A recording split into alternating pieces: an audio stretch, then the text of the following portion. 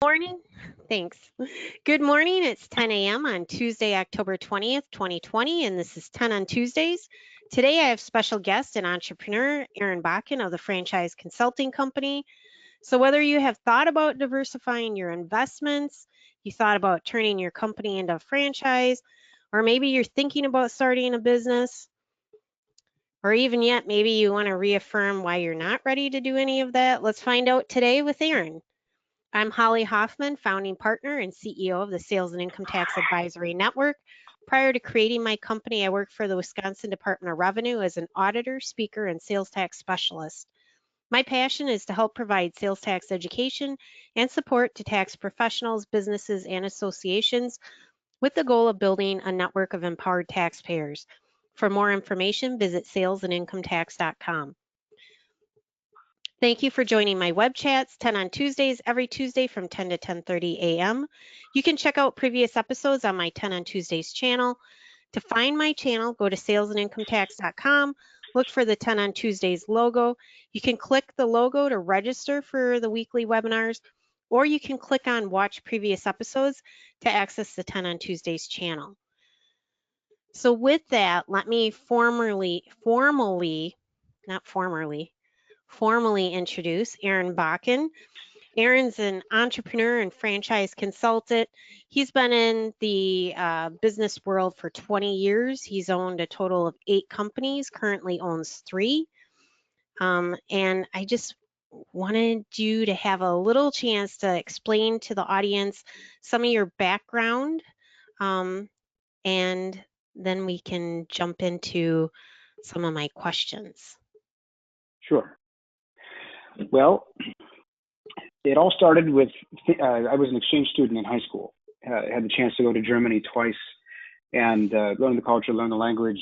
And at the time, it made me feel like I wanted to get involved in the foreign service, maybe get in the diplomatic corps. And that's what I basically studied to do in college. And then I realized after going and working abroad that to get into the foreign service, you need to be not just kind of really smart, but like crazy smart. And it made me realize that, okay, maybe it's not meant for me. And I ended up in the corporate retail world, which wasn't a great fit. And what I ended up finding is that I moved around a decent amount in the 90s, ended up in sales related roles because I was always kind of a relationship person.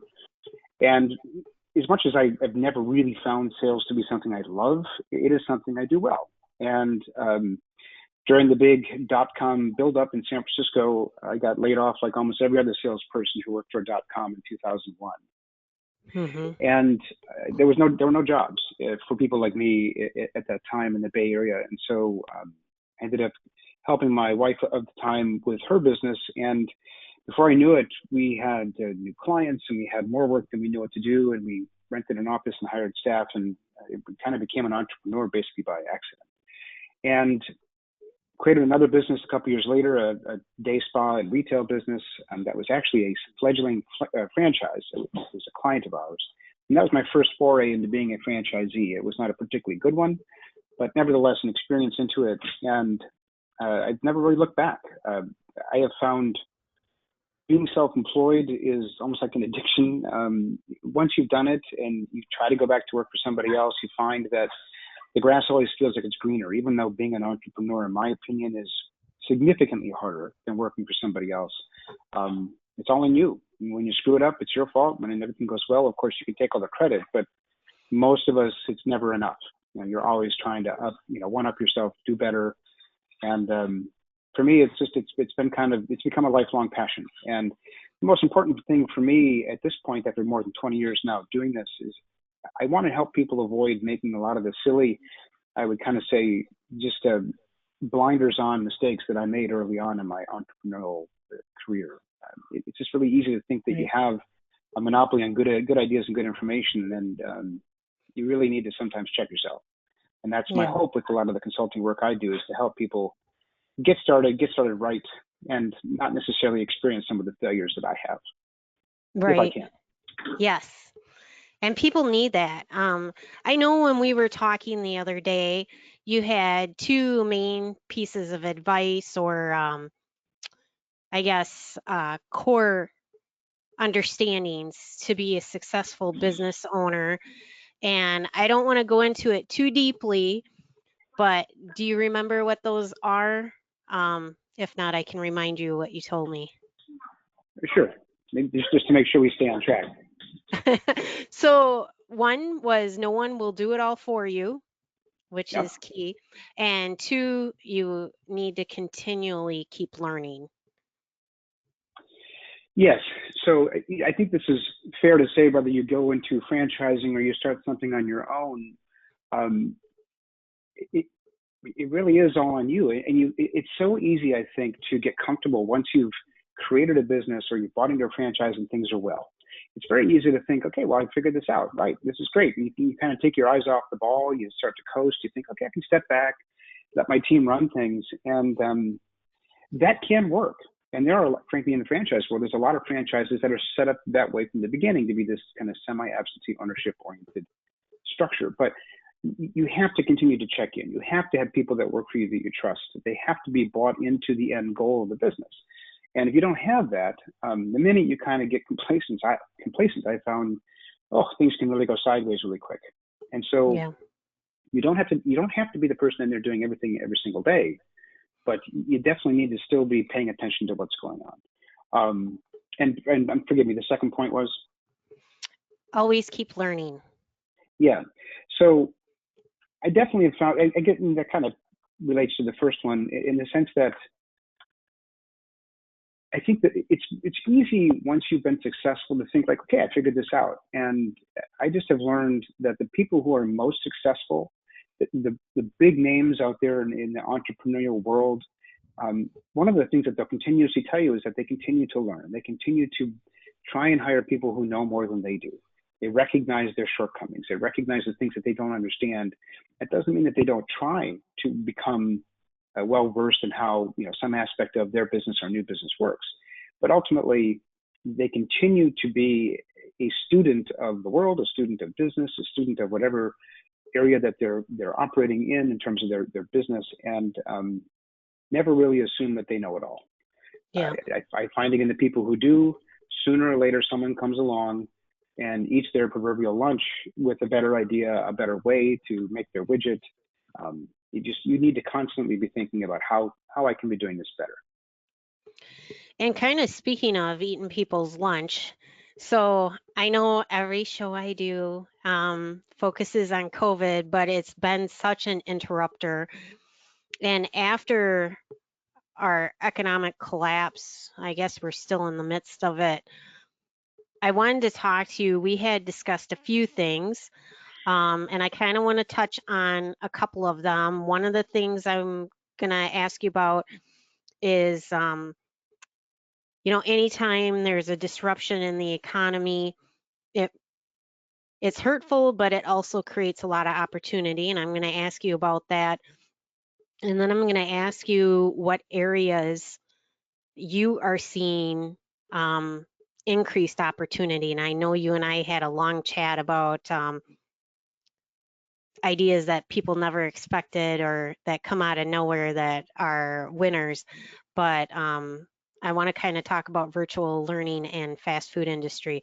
So first of all, explain to the audience and re-explain to me anytime there's a massive economic disruption, what does that mean for businesses? Well, for oftentimes a large sector of the business world, it can be very disruptive. In this particular case, it's unprecedented. Clearly, businesses that here's a prime example of a whole sector that has just thrived over the last 10 to 12 years, and frankly for the last many decades, and that's in-person dining. The celebrity chef culture, the nice sit-down restaurants. We as Americans just cannot seem to get enough of that Mm-hmm. experience, even though it's counterintuitive to go spend $150 for two people to have dinner when that, for a lot of families, that's like 2 to 3 weeks worth of groceries, right? But we loved it. We loved that experience. And that whole industry has completely collapsed. It does not make sense for the majority of us right now, and hasn't for months, and probably won't now for many more months, to go out and sit in a crowded restaurant and feel that vibe. That is a whole part of the economy that is going to have to be rethought and is going to struggle to come back. But at the same point in time, And the same thing in the world of, say, the quick service restaurant world. Those that were not prepared, that did not have a strong, say, either mobile or online ordering presence, did not have a good strategy for takeout and delivery, were left on the sidelines. Again, they couldn't operate. Whereas those businesses that had that infrastructure and that marketing in place have thrived. In many cases, some of the businesses in that QSR world are seeing huge increases in sales, things that they would not have anticipated, because we still want to eat out, or we still don't want to cook our own food, or maybe in some cases we don't know how to cook our own food. And so there's been tremendous opportunity for businesses like that. But ultimately, it's been painful for the vast majority of us. We've had to rethink what's important. Your traditional office-based business is another example. It's going to have huge rippling effects in the commercial real estate world. I know so many people, like my sister included. She worked for a company up in the Wisconsin Dells that insisted she had to be in her office every single day, even though she actually had been able to prove she was more efficient, at least having a couple days a week at home, to avoid the 1 hour each direction type of commute. And I know that she's not alone. I mean, there are millions of people who commute long distances to go to work. I think a lot of employers have finally realized that my team can actually be very productive while working at home. I can scale back the amount of real estate I need for my office space, maybe do flex work or whatever. And I think there's going to be huge, like I said, rippling effects in the commercial real estate world where businesses don't need as much space anymore. I think building could potentially slow down, but that also means there could be some amazing lease opportunities for companies that are growing. I think the same thing is going to be true of any business in that kind of retail sector. There are so many restaurants that have had to close down that have wonderful infrastructure. They weren't necessarily very old. They have hoods, grills, fryers, point of sale systems, they've got countertop, all that kind of stuff, that just through a simple rebrand, a new franchise owner could come in and potentially reduce their startup costs by 50%, because all the infrastructure is there. They don't need to build it out, and probably get a better lease rate because that current landlord is like desperate to get somebody in there. And so there is going to be tremendous opportunity for businesses, again, that are ready to move into those types of spaces, or have a robust kind of multi-channel way to sell what they offer to their client base. So yeah, painful. It's going to be bad for a lot of businesses. There's certain types of business structures that are probably not going to work well. But I think at the end of the day, folks that have managed to save up their money, or folks that are willing to take a little bit of a bet, I think could come out of this just like in 2008, really, really, really strong. Right. I mean, it's like anything. And another area that you were talking about with me was virtual learning. I mean, I know the way public schools have gone, it was a rush to virtual learning. There's a huge difference from what the market, and there had been things out there, but with schools cutting budgets, STEM, music, things like that, and learning support, virtual learning is another area that is booming, isn't it? Yeah, and I would imagine we're not alone, but my wife and I were actually on a conference call last night with the preschool where we send our 5-year-old and our 3-year-old. And our 5-year-old had entered kindergarten, and the virtual learning on a touchscreen computer has been an absolute disaster. Trying to teach a kid how to write numbers with the point of her finger versus an actual utensil like a pen or a pencil, it's not working for her. For some kids, it's working great. But the virtual learning piece for core items done in a way that it works when you're in person doesn't seem that it hasn't translated well, that virtual environment, which is, I think, where virtual learning businesses, be they franchise or independent, that are in that kind of STEM or STEAM, kind of science, technology, engineering, mathematics, and art world, that have created more of an interactive learning process, something that's more fun, more engaging. They're seeing a significant uptick in demand as parents look for ways to make learning fun again, because for my kids and a lot of the kids that the parents on this call last night talked about, they hate it. They're unhappy. They used to love going to school, and they don't anymore.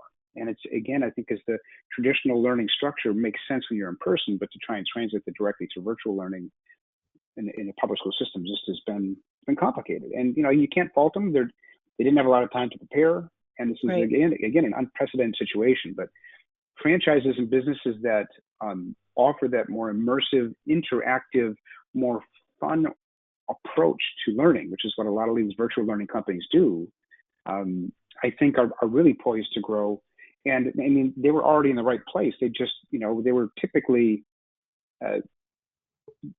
their customers are typically people that either had extra money or were oftentimes in the sciences and in engineering and medicine and mathematical type of fields, and believed and needed their children to get more of that. And I'm hoping to see that families across all spectrums are going to be able to see that there's a need for this.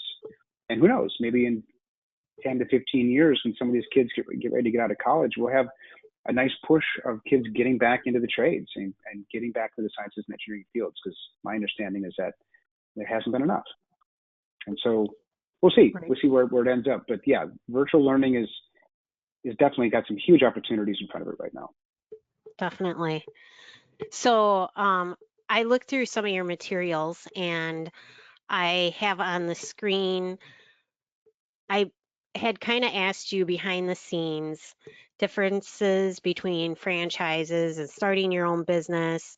It kind of also plays into if I have a business and I think about franchising it, what do I need to do, or what's the structure of my business need to be like? So I have on the screen, determine how much help you want, the differences between franchise and start your own business. If someone was interested or had the ability either to invest or decided, hey, my industry, I'm in hospitality, I don't know if I'm going to have a job, maybe this is the time to strike out. Kind of walk us through, if you could, the differences between franchise and starting your own business, and what does that mean? Sure. I think it needs to start first with what kind of personality are you? And what kind of employee have you been if you've been working for somebody else? I have found that big thinkers, idea people, people that have sat in their job wondering, why doesn't the leadership of this business do it this way? I've got some great ideas. I wish people would listen to me. And I don't mean that to sound at all critical, because there are so many people out there that have exceptional ideas on how to improve a business. That type of mindset, that originator, that builder mindset, is typically better oriented around starting their own company. I think what they'll find is that the confines of a franchise business are going to be too constricting. Someone else is effectively going to tell them how to do things because they've been there, done that. They've figured out how to make it work. And straying from that plan typically doesn't yield positive results for the majority of franchise owners. And that is ultimately really the biggest difference between starting your own business and a franchise, is that you're basically buying a business in a box. When you buy a franchise, someone has been there, done that, figured out how to make it work. They've, if it's in a competitive sector, they may have figured out a better way to market the business. They may have figured out a better way to execute the services. Whatever their angle may be, they have it, they figured out, and you're basically paying them for that intellectual property up front to eliminate the guesswork. Neither starting your own business or getting into a franchise guarantees success, but I do think it's fair to say that your chances of making big mistakes are certainly minimized when you get involved in a franchise. But again, the difference here is someone's giving you the plans, the processes, procedures, the training, the marketing. You have to use it. Whereas when you start your own business, you have complete control, 100% say in how you do what you do. And what I have found, having done both, the majority of the 8 businesses I have started were independent, things that I did on my own. I just had an idea or talking with a friend and we came up with something and decided to launch it. I'm confident that I've spent as much money starting my own company and taken far more time with a lot more guesswork to get to the point of profitability as I would have if there had been a franchise opportunity where I would have paid someone up front a larger sum of money. I probably would have been off the ground faster and to profitability faster if I had chosen a franchise opportunity, if there had been one appropriate for what I was doing. But again, the end result, the success, is really dependent upon you, the franchisee. And so you have to decide for yourself, who are you? How do I want to own a business? Do I want someone to really help and guide me? Because with the franchise, not only are you getting their support, you also have the support of an entire cohort of franchise owners, people that you can pick up the phone and call and say, hey, the franchise organization pushed out this new promotion. You were here last year. Did they do this last year? How did it work for you?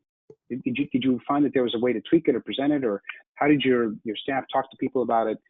Whereas when you're on your own, you don't typically have that kind of support structure unless you've cultivated it yourself. And again, that doesn't make starting your own business bad. It's, again, comes down to, what do you want? How do you want to be operating? What kind of business culture or structure do you feel makes the most sense for you?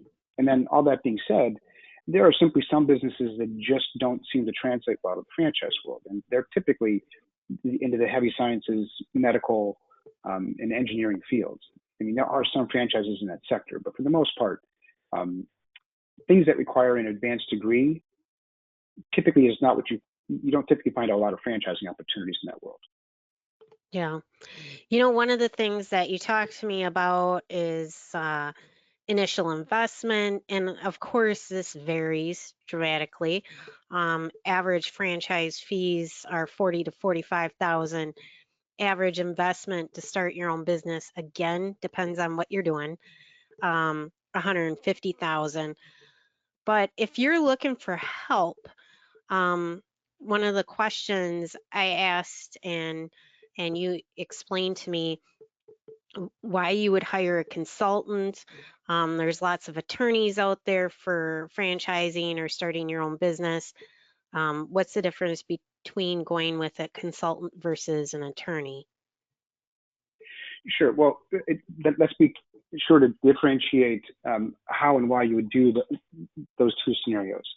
So hiring a franchise consultant is something that, at least in the context of how I talk about it as a franchise broker and consultant, is if you, as a person who's been working somewhere else, want to become your own boss, you want to get involved in owning a franchise business. That's where I come in as a franchise business, franchise broker and consultant. If you own a business and you would like to see or determine if converting your business into a franchise opportunity may be a more economical and or a better long-term strategy than, say, trying to own and operate your own disparate locations with your own teams, your own management teams that are in either your own city, or it could be multiple cities across a state or a nation. You have to just decide which one makes the most sense for you. But that's where more of an attorney or somebody who's a franchise kind of creation specialist would typically be getting involved. So I'll talk about both. First, if you want to own your own business, if you want to either start something on your own or look at a franchise opportunity or figure out which one makes the most sense for you, that's where someone like I come in. Having owned franchises, having owned my own businesses, having worked for a franchise as a franchise developer, people like me who have this kind of background bring to the table a solid understanding of what franchising offers. And we should be able to dig through who you are, what you're interested in, what your professional capabilities are, what your budget is or could be or should be based on your asset base, your risk tolerance, and looking at all of that, distill it down into a set of criteria that then we can look at all the franchises that we represent and figure out which ones make the most sense for you. And the beauty for the kind of work that I do for someone who wants to buy into a franchise is that I'm paid by the seller. Like a real estate agent, I get paid by the seller of the franchise.